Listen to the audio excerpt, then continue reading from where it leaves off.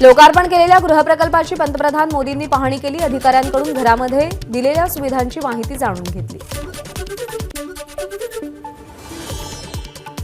पंतप्रधानांनी भाषण सुरू करताच जय श्रीरामच्या घोषणा सुरू।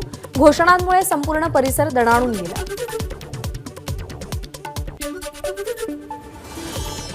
लहानपणीच्या आठवणींना उजाळा देताना पंतप्रधानांचे डोळे पाणावले। आपल्यालाही लहानपणी अशा घरामध्ये राहण्याची इच्छा होती, असं पंतप्रधानांनी वक्तव्य केलं। देशात पूर्वी गरिबी हटावचे नारे दिले जायचे, पण गरिबी कमी झाली नाही। अर्धी भाकरी खाऊ असं सांगितलं जायचं, पण अर्धीच का पूर्ण भाकरी खायला हवी। गरिबांच्या नावावरती योजना बनवल्या जायच्या, पण त्यांना हक्क मिळायचा नाही। मोदींचं काँग्रेसवर टीकास्त्र। ग्लोबल लीडर, विजनरी लीडर आपल्याला मिळाले। देशातल्या लोकांनी गॅरंटी दिली आहे की फिर एक बार मोदी सरकार और 400 पार। राज्यातही पुन्हा डबल इंजिन सरकार येणार। सोलापूरच्या कार्यक्रमात मुख्यमंत्री शिंदे यांनी विश्वास व्यक्त केला। या गृहप्रकल्पाचं भूमिपूजन पंतप्रधान मोदींनी केलं होतं आणि आता त्यांच्याच हस्ते लोकार्पणही केलं जातंय। हीच मोदींची गॅरंटी। मुख्यमंत्री एकनाथ शिंदे यांचे गौरवोद्गार। गृहप्रकल्पासाठी राज्य आणि केंद्राचं सहकार्य। कामगारांना घर मिळत असल्यानं आजच दिवाळी आणि रमजानचा माहोल। 31 डिसेंबरपर्यंत 30,000 घरं उभारणार। आडम मास्तरांचं कार्यक्रमात वक्तव्य। सोलार प्रकल्पाला 2,000 रुपयांची सबसिडी वाढवण्याचीही मागणी केली। गृहप्रकल्प कार्यक्रमात नरसय्या आडम यांच्याकडून पंतप्रधानांसमोरच चुकून उद्धव ठाकरेंचा उपमुख्यमंत्री म्हणून उल्लेख। चूक लक्षात आल्यानंतर आडम यांनी दिलगिरी व्यक्त करतानाचा आडम यांचा दुसरा व्हिडिओ सुद्धा समोर।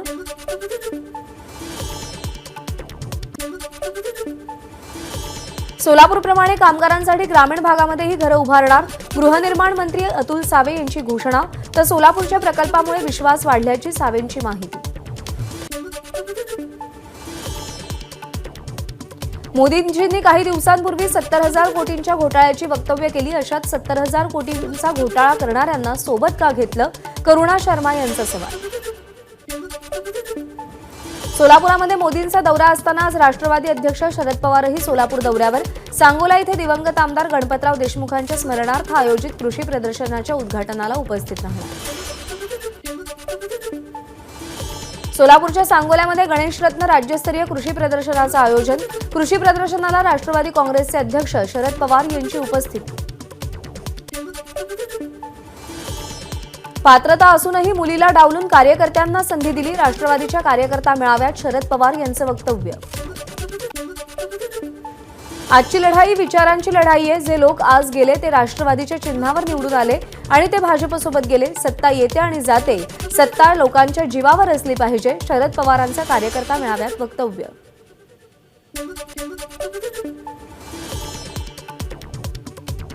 उपोषण सोडायला आलेले मंत्री कुठे आहेत? मनोज जरांगेंचा सरकारला सवाल। मराठा आरक्षण प्रश्नी शिंदे, फडणवीस, पवार यांनी लक्ष घालावं। मनोज जरांगेंचं सरकारला आवाहन।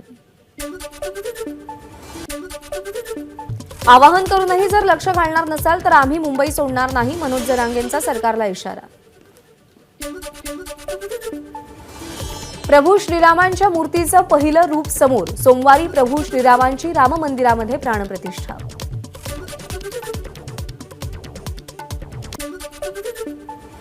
अयोध्येतील राम मंदिराचं 22 जानेवारीला उद्घाटन होणार। राम मंदिरातील गाभाऱ्याची दृश्य एबीपी माझाच्या हाती। राम मंदिराच्या प्राणप्रतिष्ठा सोहळ्यासाठी 16 जानेवारीपासून सुरू झालेल्या पूजेचा आज चौथा दिवस। आज 21 वैदिक पूजाविधी संपन्न होणार। अयोध्येमध्ये पोलिसांचा मोठा बंदोबस्त तैनात। मोदींच्या दौऱ्यापूर्वी अनेक व्हीआयपी अयोध्येत दाखल। तर सुरक्षेच्या पार्श्वभूमीवर प्रशासनाचा निर्णय। नोकरी मागणाऱ्यांना रामलल्लांचं फुकट दर्शन देत आहेत। देशामध्ये 88% लोकांना नोकऱ्या हव्यात, त्यांना दर्शन नको, नोकऱ्या द्या। संजय राऊतांची मोदींवर टीका। पंतप्रधान मोदी जिथे राजकीय फायदा तिथे जात आहेत। मणिपूरमध्ये लोकसभेच्या 25 जागा असत्या तर तिथेही गेले असते। पंतप्रधानांच्या सोलापूर दौऱ्यावर संजय राऊतांची टीका। मोदींनी म्यानमार बॉर्डरवर जावं, लडाखला जावं। मोदींना राऊतांचं आव्हान। डॅव्होसमधून गुंतवणूक आणण्यासाठी गुजरातमध्ये पळवून नेलेले प्रकल्प परत आणा. डॅव्होस दौऱ्यामुळे सरकारी तिजोरीवर भार. संजय राऊतांची शिंदेंच्या डॅव्होस दौऱ्यावर टीका.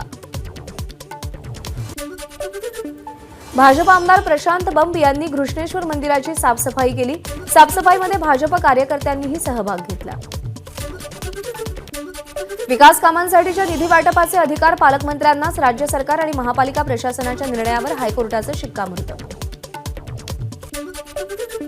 तेलंगणा सीमेजवळ पाटणबोरी गावाजवळ आयबीची कारवाईमध्ये 2 जण ताब्यात.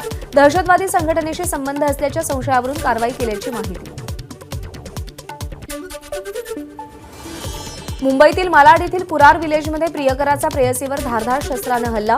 तरुणीचा मृत्यू. हल्ल्यानंतर प्रियकरानं स्वतःलाही जखमी करून घेतलं. प्रियकराला पोलिसांनी ताब्यात घेतले. त्याच्यावर सध्या उपचार सुरू आहेत. नागपूरमध्ये सेमिनरी हिल परिसरामध्ये एका घराला आग. आगीमध्ये 2 लहान मुलांचा मृत्यू. थंडीपासून बचाव करण्यासाठी शेकोटी केली जात असता शेकोटीमुळे आग पेटल्याची प्राथमिक माहिती. ठाण्याकडून घोडबंदरकडे जाणाऱ्या मार्गावर हेवी कंटेनर उलटून अपघात. अपघातामुळे कंटेनरला आग लागली. आगीमध्ये वाहन चालक जळून खाक. 3 तासांच्या प्रयत्नानंतर रस्ता वाहतुकीसाठी मोकळा. नाशिकच्या मालेगावमध्ये बस आणि ट्रॅक्टरचा भीषण अपघात. मालेगावच्या चौंढी घाटातील घटना. तसंच अपघातामध्ये ट्रक चालक जागीच ठार तर बसमधील अनेक प्रवासी जखमी. हिंगोली जिल्ह्यामध्ये नांदगाव इथे औंढा नागनाथाच्या दिशेनं जाणाऱ्या बसवर 2 अज्ञातांकडून दगडफेक. दगडफेकीमध्ये बसचं मोठं नुकसान. प्रवाशांना दुखापत नाही. नंदुरबार जिल्ह्यामध्ये रोजगाराच्या संधी उपलब्ध होत नसल्यानं मोठ्या प्रमाणात कुटुंबांचं स्थलांतर होत आहे. जिल्ह्यातील जवळपास 2000 विद्यार्थी रोजगारासाठी स्थलांतरित झाले असून बहुतांश विद्यार्थी शिक्षणापासून. पश्चिम महाराष्ट्र देवस्थानच्या जमिनींच्या कबुलायती वेळेला वारसांच्या नोंदी घाला. आमदार प्रकाश आंबेडकरांची मागणी.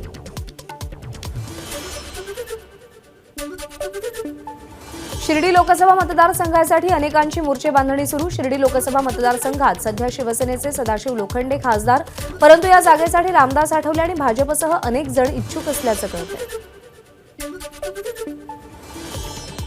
पालघरमध्ये पोलिसांचा तगडा बंदोबस्त तैनात. महाराष्ट्र प्रदूषण नियंत्रण मंडळाच्या जनसुनावणीच्या पार्श्वभूमीवर हा बंदोबस्त लावण्यात आलाय. वाढवण बंदर संघर्ष समितीनं जनसुनावणीला विरोध केल्यानं प्रशासन सतर्क झालंय. एबीपी माझा, उघडा डोळे बघा नीट.